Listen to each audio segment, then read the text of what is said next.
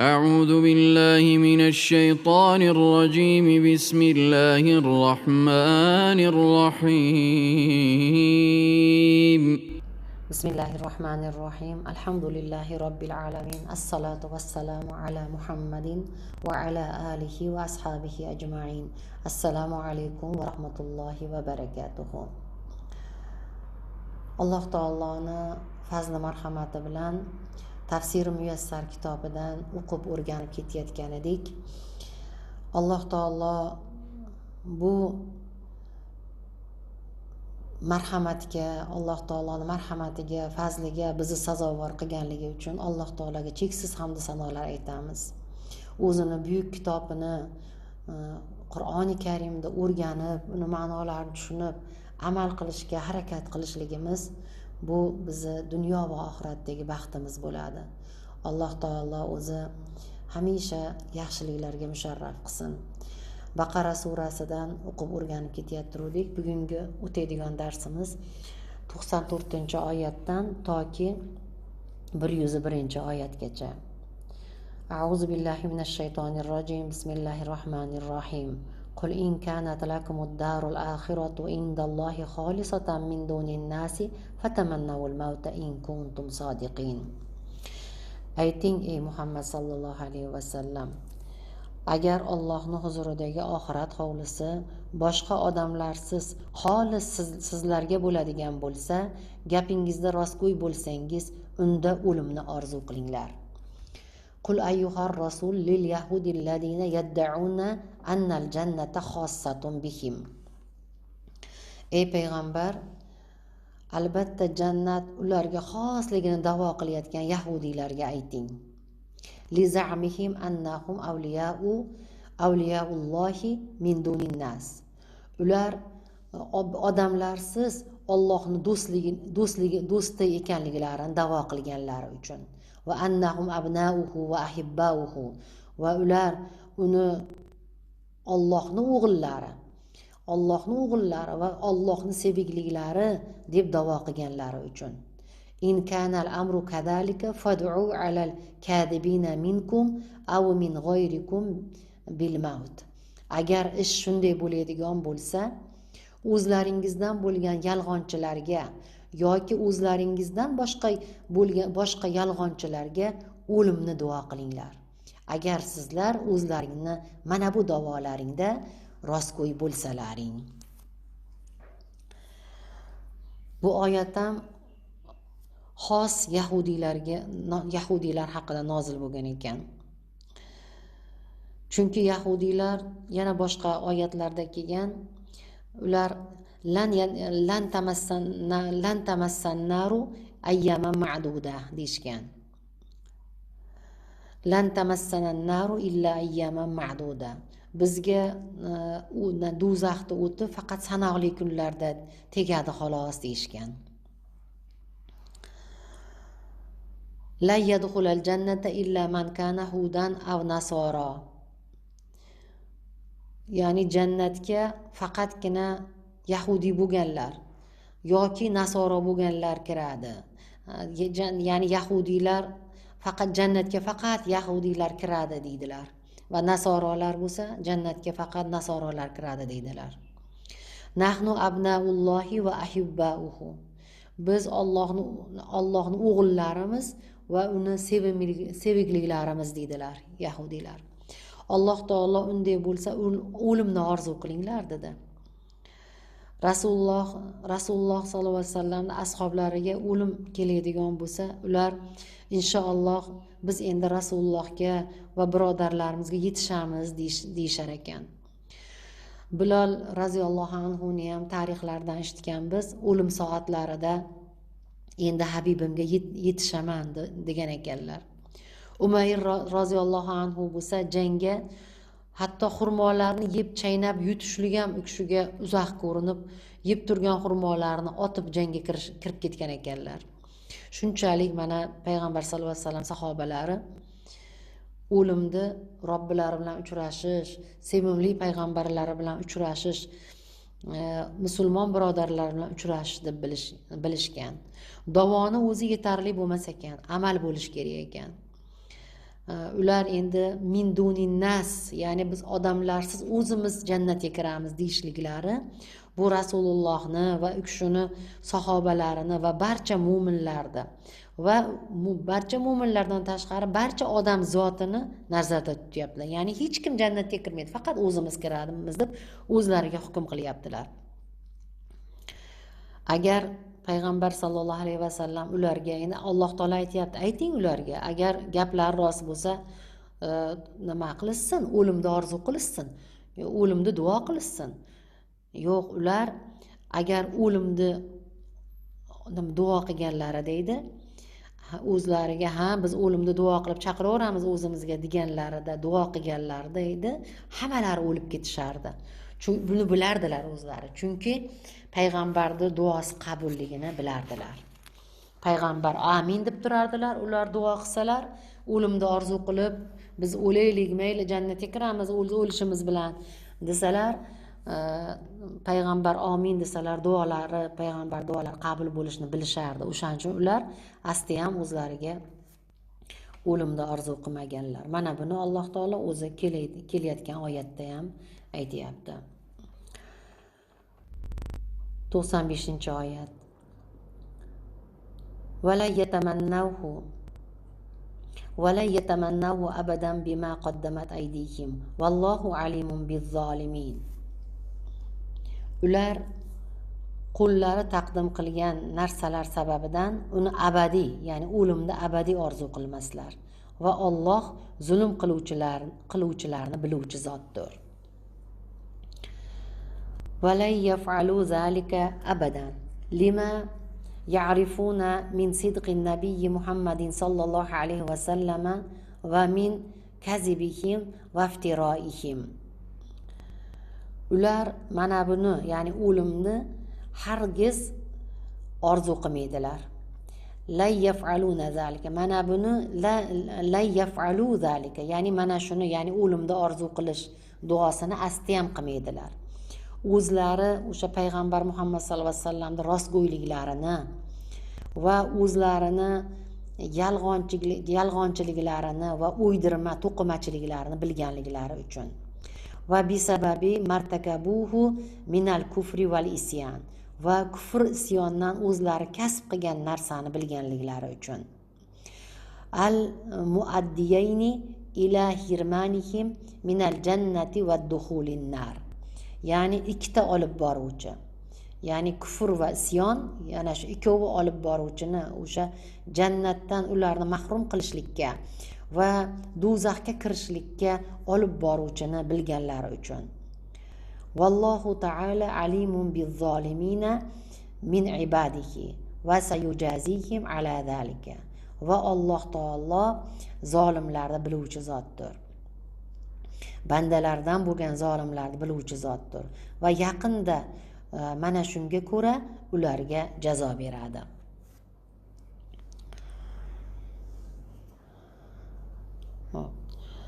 Ular o'zlarini nohaqliklarini bilganliklari uchun o'limni orzu qilolmaydilar. Nimaga bo'lmasa iymon keltirib qo'ya qolmaydilar degan savol tug'ilishi mumkin insonda. Ha, xo'p, o'zlari nohaqliklarni ular bilar ekanlar. Nimaga endi iymon keltirib qo'ya qolmaydilar? Mana bu chunki ularni kibrlari bunga yo'l qo'ymaydi. O'lsalar azob bo'lishini biladilar. Kibr, hasad ularni mana shunday holatga solib ko'zlarini ko'r qilgan.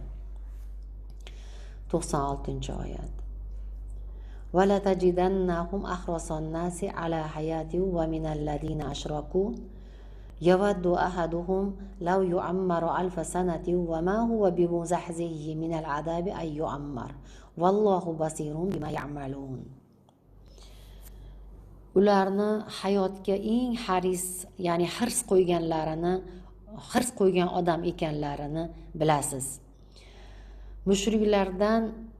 Mushriklardan birlari ming yil umr ko'rishni suyadilar.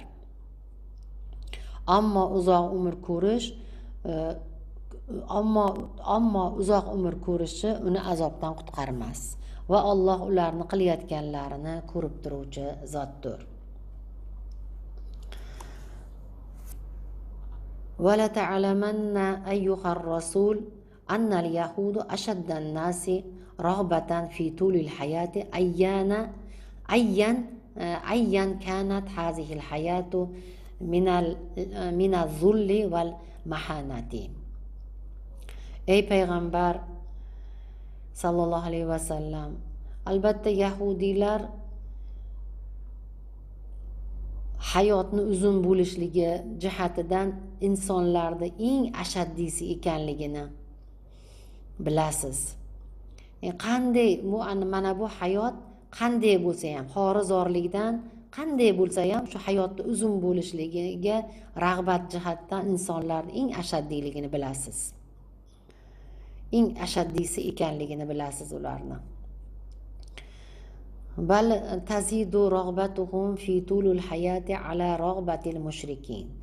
Balki ularni o'sha mushriklar nima hayotni uzunligiga bo'lgan rag'batlari mushriklarning rag'batlarini ustiga ziyoda bo'ladi. Ya'ni mushriklardan ko'ra ham hayotga uzun bo'lishligiga rag'batlari qattiq bo'ladi bularda. Yatamannal yahudu an ya'isha alfasana. Yahudi 1000 yil yashashlikni orzu qiladi. Wala yub'aduhu hazihil umurut tawilu in hasala min adabillah. Mana bu uzun umr agar hosil bo'lsa ham Alloh taoloning azobidan uni uzoq qila olmaydi. Vallohu ta'ala la yakhfa alayhi shay'un min a'malihim. Alloh taologa ularning amalidan biror narsa maxfi bo'lib qolmaydi.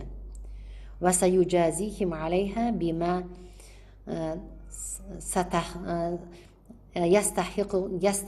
yastahiqunahu min al-adab.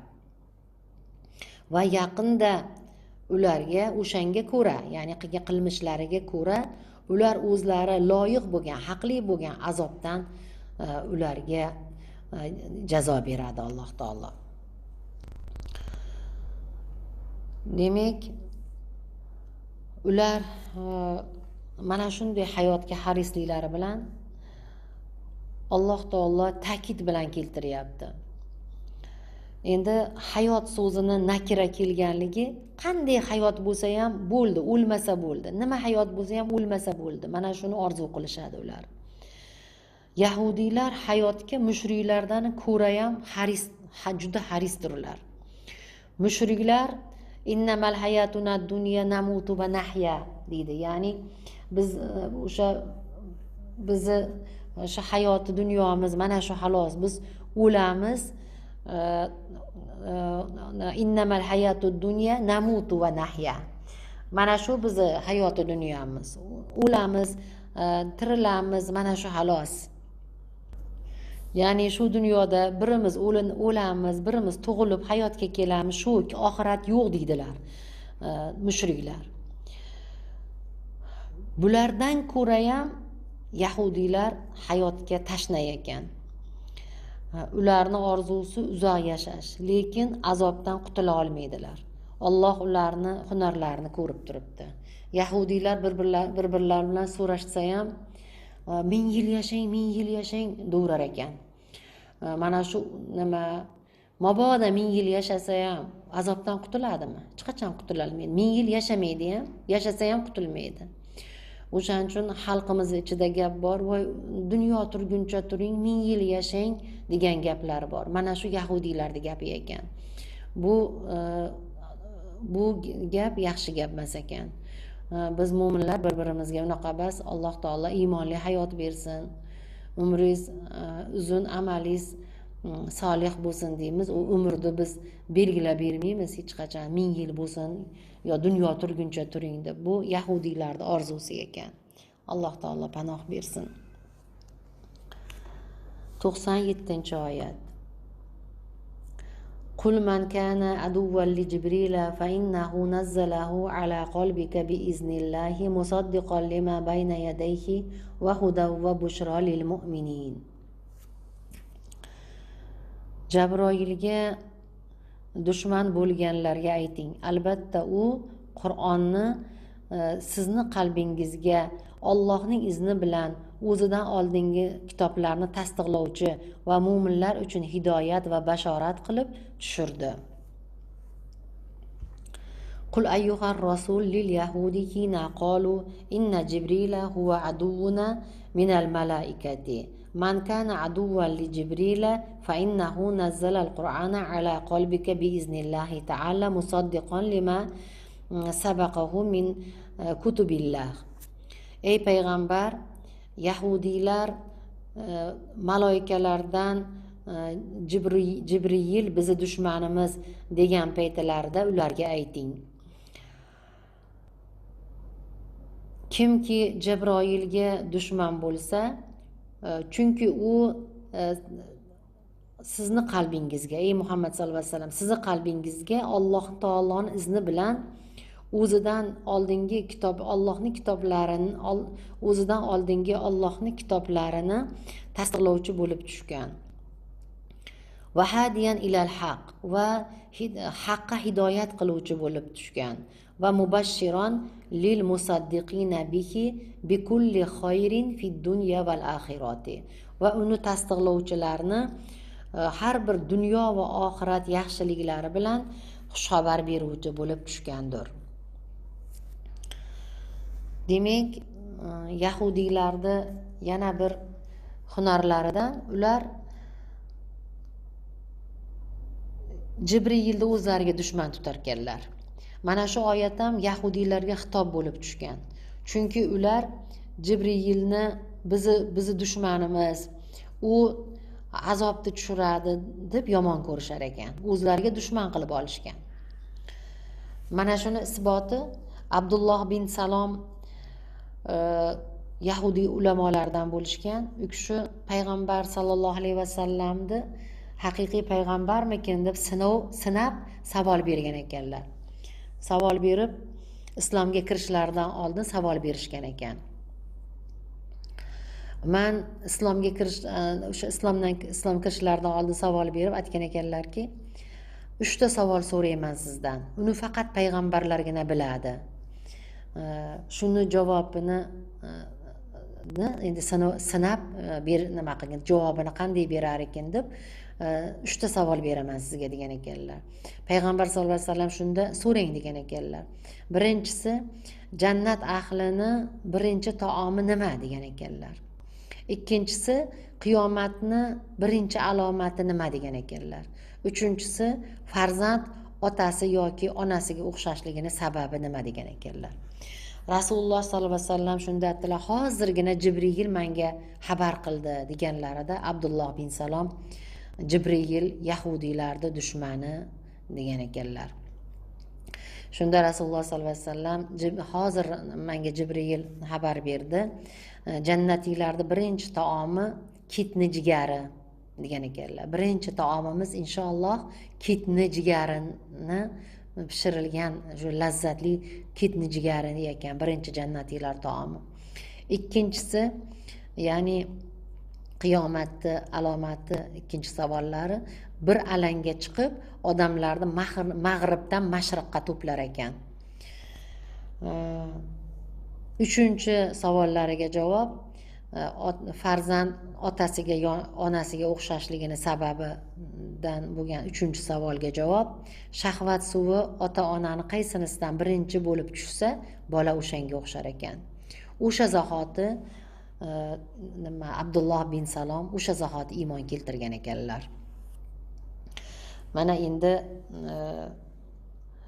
Jibrilda ular o'zidan o'zi azob tushiradi deb o'zlariga dushman qilib olganliklarini mana shu Abdulloh bin Salomni xabarlaridan ham bilamiz. Mana bularni yahudiylarni bir noto'g'ri o'zlarini e'tiqodlari. Buni Alloh taolo bekorga chiqaryapti. 98-oyat. Man kana aduwwan lillahi va malaikatihi va rusulihi va Jibrila va Mikala fa innalloha aduwwul lil kafirin. Kim Allohga, uning farishtalariga, payg'ambarlarga, Jibrilga va Mikoilga dushman bo'lsa, albatta Alloh kofirlarning dushmanidir.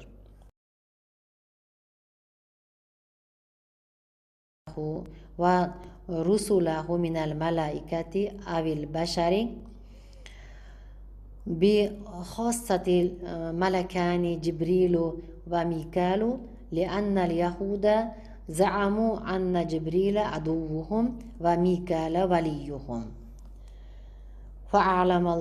فأعلمهم الله أنه من عاد واحدا منهم فقد عاد الآخر. Kim endi Allohga, uni maloikalariga va uni payg'ambarlari, maloikalardan bo'lgan payg'ambarlariga yoki insondan bo'lgan payg'ambarlariga dushman bo'lsa, xossatan ikki farishta Jibril va Mikoilga dushman bo'lsa, chunki yahudiylar ular da'vo qilardilarki, albatta Jibril ularni dushmanligi ekanligini va Mikoil ularni do'sti ekanligini da'vo qilardilar. Alloh taolo bildirdi. Alloh taolo ularga bildirdiki, albatta kim ulardan bittasiga dushman bo'lsa, faqat adal axir, boshqasiga ham dushman bo'ladi. Va adallohi aydon, va Alloh taologa ham dushman bo'ladi. Fa innalloha aduvun lil jahidina ma anzala ala rasulihi Muhammadin sallallohu alayhi vasallam. Chunki Alloh taolo o'zini payg'ambari Muhammad sallallohu alayhi vasallamga tushirgan narsani inkor qiluvchilarga dushmandir.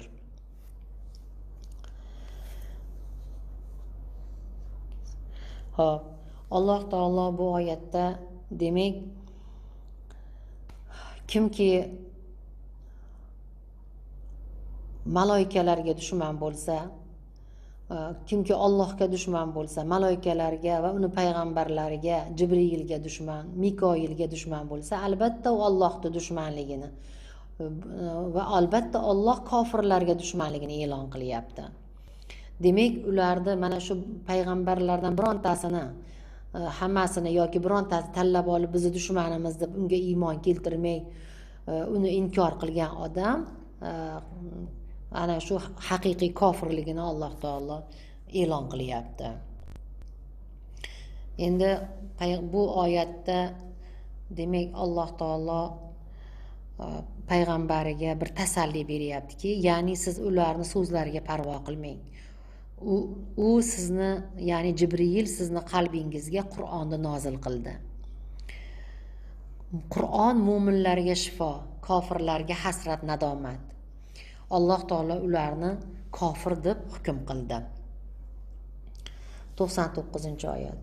Va laqad anzalna ilayka ayatin bayyinat va ma yakfuru biha illa al-fasiqun. Dar haqiqat sizga ravshan oyatlarni nozil qildik. Ularga faqat fosiqlargina kufr keltirurlar. Va laqad anzalna ilayka ayyuhar rasul ayatin bayyinatin wazihatin tadullu ala annaka rasulun minallohi sidqan va haqqan va ma yunkiru tilkal ayati illa al-xorijuna an dinillah. Va dar haqiqat biz sizga ey payg'ambar ochiq ravshan yorqin oyatlar nozil qildik. Siz Allohni sodiq, haq rasuli ekanligingizga dalolat qiladigan. Mana bu oyatlarni faqatgina Allohning dinidan chiquvchilargina inkor qilur. Alloh taolo mana buni fosiqlik, ya'ni ularga faqat fosiqlargina, bu oyatlarga fosiqlargina iymon keltirmasdi. Fosiqlik o'zi ikki xil bo'lar ekan. Bu yerdagi fosiqlikdan murod, ya'ni maqsad kofirlik ekan. Bu yerdagi fosiqlik kofirlik ma'nosida ekan. Ikkinchi fosiqlik u gunoh kabira. Alloh taolo hamma fosiqlikdan ham panoh bersin. Gunoh kabira ham og'ir gunohlardan. Kofir bo'lsa abadiy nimadan, do'zaxdan chiqmaydi. 100-oyat. Avakullama ahadu ahdan nabazahu fariqun minhum bal aksaruhum la yu'minun. Har qachon ahd qilsalar, ulardan bir guruhi uni buzaveradimi yo'q, ularning ko'plari iymon keltirmaslar. Ma aqbaha halu bani Isroil fi naqzihim lil uhud. Ahdlarni buzishlikdagi bani Isroilda holati naqadar xunuk.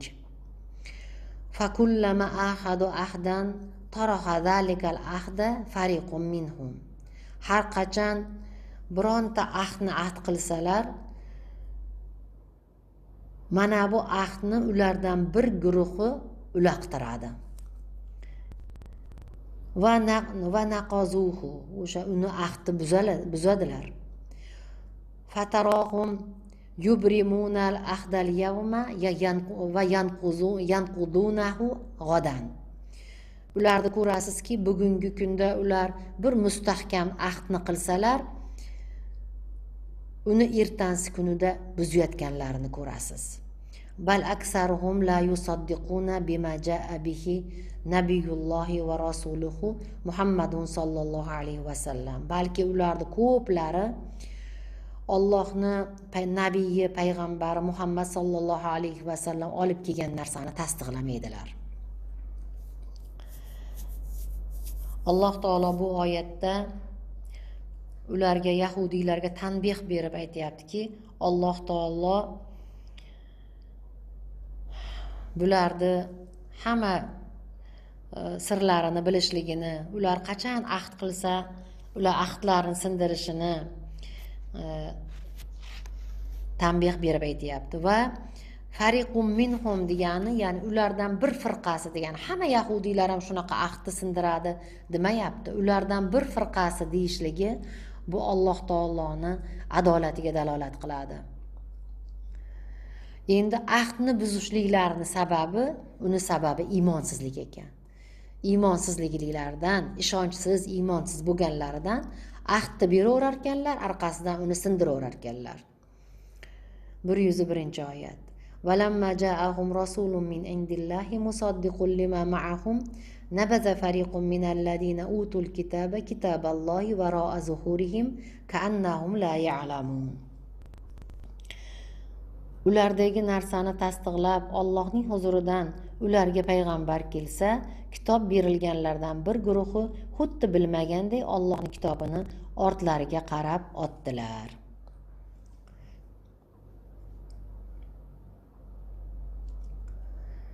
Walamma ja'ahum Muhammadun Rasululloh sallallohu alayhi va sallam bil Qur'anil muwafiqu lima ma'ahum min at-Tavrati taraha fariqun minhum kitaballohi. Vaqtiki ularga Muhammad sallallohu alayhi va sallam Tavrotdan bo'lgan o'zlaridagi kitobga muvofiq bo'lgan Qur'on bilan kelganlarida, ulardan bir firqasi Allohning kitobini uloqtirdi. Va ja'aluhu wara'a zuhurihim, va uni orqalariga qo'ydilar, ya'ni orqalariga qarab otdilar. Sha'nuhum sha'nal juhalilladhi la ya'lamuna haqiqatahu. Ularning holatlari xuddi uni haqiqatini bilmaydigan johillarning holatlaridan bo'ldi. Ya'ni ular kitob berilgan bo'lib turib, kitob berilgan, ya'ni Allohning kitobini taniydigan, iymon nimaligini bilishlari kerak bo'lgan odamlar bo'lib turib, ular xuddi bilmagan odamlardek kitobni uloqtirdilar. Nabaza deganday ma'no o'sha beparvo, parvo qilmay, nazariga ilmay uloqtirish, tashlash degan ma'noni bildirar ekan. Ularni Tavrotga amal qilmasliklari Qur'onga amal qilmasliklaridir. Va ularni Qur'onga amal qilmaganliklari Tavrotga amal qilmaganliklaridir. Chunki Alloh taoloning kitoblari bir-birini qo'llab-quvvatlab, bir-birini tasdiqlab keladi. Allohga hamd va sanolar, Rasululloh sallallohu alayhi va sallam salom durudlar bo'lsin. Darslarimizni Alloh taolo manfaatli qilsin. Subhanaka Allohumma va bihamdik, nashhadu an la ilaha illa anta, nastag'firuka va natubu ilayk. Assalomu alaykum va rahmatullohi va barakatuh.